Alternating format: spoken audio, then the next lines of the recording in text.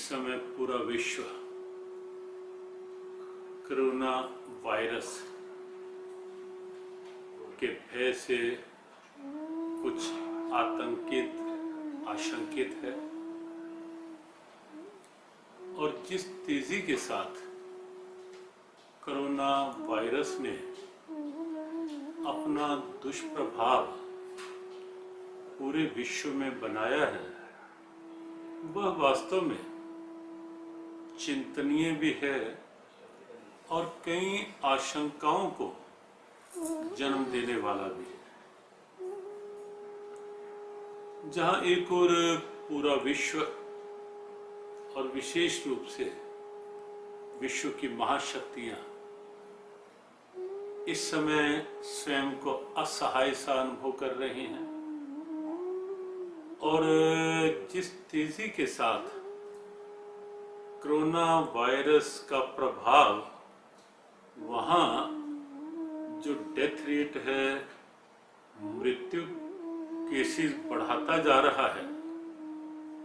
वो वास्तव में उनके लिए एक विशेष गंभीर चुनौती तो है ही है। यद्यपि अपना राष्ट्र भारत भी कोरोना वायरस के दुष्प्रभाव से अछूता नहीं है, ये सत्य है, लेकिन यह भी प्रत्यक्ष सत्य है कि भारत में जिस ढंग से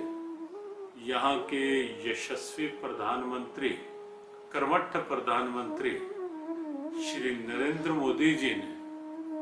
अपनी कुशल नेतृत्व क्षमता का उपयोग किया और जिस दृढ़ता के साथ उन्होंने निर्णय लिए और जिस इच्छा शक्ति के साथ उन्होंने उन निर्णयों को जनमानस के अंदर तक पहुंचाया और उनकी एक व्यावहारिक प्रेरणा बनाया, वह वास्तव में राष्ट्र के लिए कोरोना वायरस के प्रभाव से सुरक्षित रहने का एक अचूक मंत्र सिद्ध हुआ है। और हमें लगता है कि इसके साथ साथ आज पूरा विश्व भारत की ओर देख रहा है।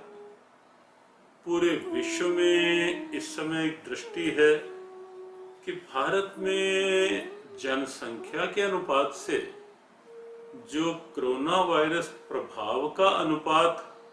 वो भी कम है और कोरोना वायरस का जो अनुपात है उसमें मृत्यु अनुपात है, डेथ रेट है, डेथ रेशो वो और भी कम है। तो ये देखकर विश्व अचंभित भी है, लेकिन वास्तव में कहीं ना कहीं ये भारत की एक अध्यात्म शक्ति है जो भारतवासियों की रगों में रमी हुई है, भारतवासियों की जीवन शैली के साथ जुड़ी हुई है और जिसने सदैव से भारतवासियों के मन को, भारतवासियों की अंतर चेतना को सदैव जगा करके रखा है। कुरुक्षेत्र में महाभारत युद्ध हुआ और महाभारत युद्ध में जिस ढंग का एक वातावरण बना, सेनाएं आमने सामने थी और ऐसे वातावरण में अर्जुन मानव मात्र के प्रतिनिधि के रूप में एकाएक बहुत आशंकित सा दिखाई दिया, घबराया हुआ, लड़खड़ाया हुआ, डगमगाया हुआ। अर्जुन, उसे लगने लगा कि भविष्य क्या होगा यदि ये सब स्वजन परिजन समाप्त हो गए। ये आशंकाएं भय का रूप लेने लगी और उस भय ने अर्जुन के साहस और आत्मविश्वास को पूरी तरह झकझोर दिया। और भारत की एक दिव्यता है कि जहां महाभारत युद्ध के भय से पूरी तरह ग्रस्त वातावरण में से भी शांति का एक गीत गुंजारित हुआ जिसका नाम है भगवत गीता। और उस भगवत गीता ने अर्जुन के साहस को, मनोबल को, आत्मविश्वास को फिर से दृढ़ किया, अर्जुन की आशंकाओं को समाप्त किया। और हमें लगता है क्योंकि भारत के प्रधानमंत्री स्वयं गीता के बड़े प्रबल समर्थक ही नहीं, स्वयं गीता के अध्येता हैं, स्वयं उनके पास गीता का चिंतन है और गीता का कर्मयोग और अध्यात्म तो स्वाभाविक ही उनके जीवन शैली का एक मूल आधार है। और हमें एक बात और भी लगती है कि उनके शब्दों में जो एक बल है, देखो जहां वाणी में कोई स्वार्थ छिपा होगा, अपने हित की बात छिपी होगी, अपनी सत्ता लोलुपता की बात छिपी होगी, वहां शब्द उतने प्रभावी नहीं हो पाते। लेकिन जहां शब्द एक व्यापक सोच के साथ होता है, राष्ट्र हित है, मानव मात्र का हित है, देशवासियों का हित है, जहां जनहित है, तो वहां शब्द भी उतना व्यापक प्रभाव बना लेता है। तो दोनों बातें साथ साथ हैं। एक और भारतीय प्रधानमंत्री का आध्यात्मिक बल, भगवत गीता की उनकी निष्ठा और गीता के कर्म योग को लेकर के योगा कर्मसु कौशलम के अनुसार भारत का नेतृत्व करने की उनके भीतर की एक जो भावना है, वो एक राष्ट्र के लिए सबल संबल बनी हुई है। और वहीं देशवासियों ने जहां स्वयं समझा इस बात को कि वास्तव में हमें इस समय लॉकडाउन के निर्देशों का पालन करना है, उसी में हमारा हित है, उसी में हमारा भविष्य सुरक्षित निहित है और उसी में हमारा राष्ट्र और पूरी मानवता का भी हित छिपा हुआ है। और ये सोच करके देशवासियों ने स्वयं निर्देशों का पालन किया और निर्देशों के पालन में भी जहां एक और भारत की संत चेतना, सर्वत्र कहीं अनुष्ठान चल रहे हैं, कहीं पाठ चल रहे हैं और अपने अपने समाज में भी सबने, घरों में भी आप सात्विक रहें ऐसे संदेश दिए, आहार को सात्विक रखें ऐसे संकेत किए, पारस्परिक सद्भाव बनाएं ऐसे संदेश दिए कि इन दिनों कोई कड़वाहट नहीं पनपे। परस्परम भावयंता गीता का ये आह्वान कि आपस की सूझबूझ के साथ परिवार में रहो, क्रोध नहीं, आवेश नहीं, पारस्परिक कलह कलेश नहीं, उससे ऊपर उठ करके रहो। और यज्ञ की प्रेरणा दी, ये संकेत किया कि यज्ञ अपने आप में एक पावरफुल सैनिटाइजर का काम करता है, कर भी रहा है। और देश के इस वातावरण में यज्ञ की भी एक अद्भुत भूमिका है। हजारों स्थानों में, परिवारों में इस समय यज्ञ हो रहे हैं। तो ये कुल मिलाकर के जिस ढंग से ये वातावरण बना है, वो वातावरण निस्संदेह भविष्य की आशंकाओं में से भी कुछ प्रकाश की किरणें अनुभव करवाता है। और संभवतः इसीलिए भारतीय प्रधानमंत्री ने 5 अप्रैल को जो दीप प्रज्वलन का और कहीं मोमबत्ती हो या दीप हो उसके प्रकाश का आह्वान किया, वो आह्वान भी यही था। ये भारत है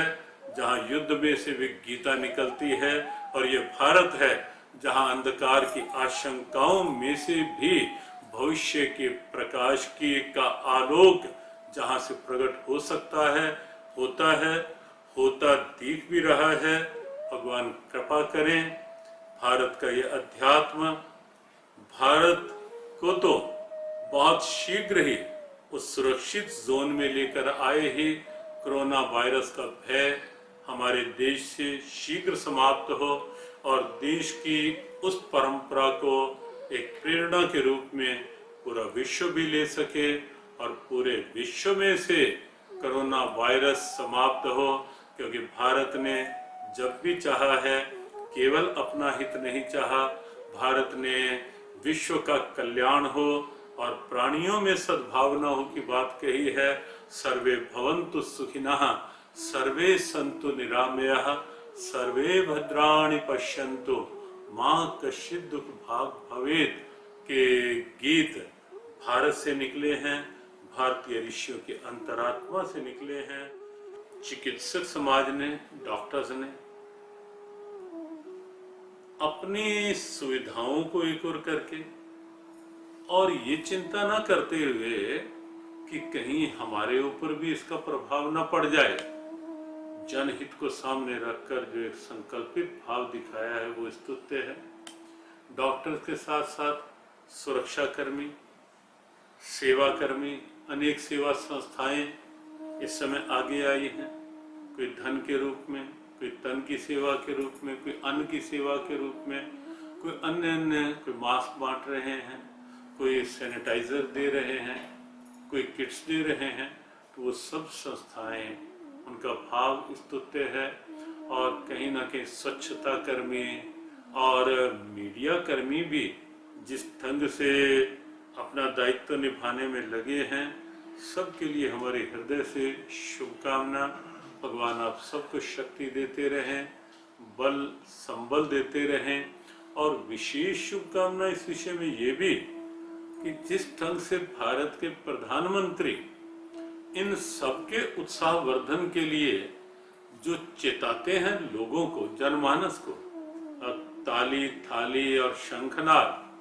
की ये परंपरा भारत से शुरू हुई। भारतीय प्रधानमंत्री ने प्रारंभ में ये आह्वान किया और मुख्य रूप से ये आह्वान इस नाते से किया कि उन सब का मनोबल गिरे नहीं, जो जिस रूप में चिकित्सा, सुरक्षा या कोई किसी रूप में सेवा कर रहे हैं, उनका मनोबल बढ़े, उत्साहवर्धन हो। तो पूरे देश ने साथ दिया और हमने उस समय बात कही कि ये ताली थाली और शंखनाद जो था, ये उनका कोरोना वॉरियर्स के लिए तो उत्साहवर्धन का संकेत संदेश था ही था, लेकिन अपनी भारतीय मनीषा, भारतीय परंपरा भी इसके साथ जुड़ी हुई है कि जब जब आसुरी शक्तियों को परास्त करने का अवसर आता था तो देवता शंख बजाते थे। भगवत गीता में भी ऐसा लिखा है कि जब कौरवी सेना का मनोबल गिराने के लिए जैसे ही पांडवों के शंख बजे, सा घोषो धार्तराष्ट्राणाम हृदयानि व्यदार्यत, धृतराष्ट्र पुत्रों के हृदय उसी से विदीर्ण हो गए। तो भारतीय प्रधानमंत्री की उस पहल का पूरे विश्व ने अभिनंदन किया। और भारत में भी गली गली, गांव गांव किसी को कहना नहीं पड़ा, कोई उस पक्ष नहीं, कोई विपक्ष नहीं, कोई जाति नहीं, कोई वर्ग नहीं, कोई वर्ण नहीं, कोई नगर नहीं, कोई ग्राम नहीं, कोई वनवासी की स्थिति नहीं। सब लोगों ने एक साथ भारतीय प्रधानमंत्री के हर आह्वान के साथ जिस ढंग से अपना भाव मिलाया और जिस ढंग से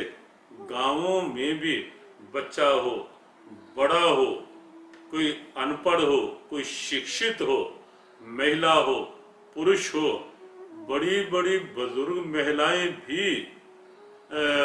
मोदी जी ने कमाल कर दिया। ऐसे ऐसे शब्द उनके द्वारा निकलते हुए देखे जा रहे हैं।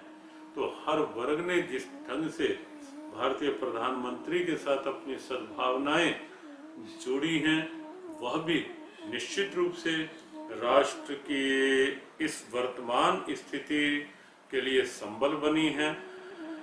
हमारा संत समाज भी सतत ऐसी शुभकामनाएं और अपनी ओर से प्रार्थनाएं भी निवेदित कर रहा है। हमारी इन दिनों में राष्ट्र के लगभग सभी वरिष्ठ संतों के साथ यदा कदा कोरोना वायरस की स्थितियों को लेकर चर्चा होती ही रहती है और उन सब की चर्चा में ये संकेत निसंदेह मिलता है कि सभी संतों की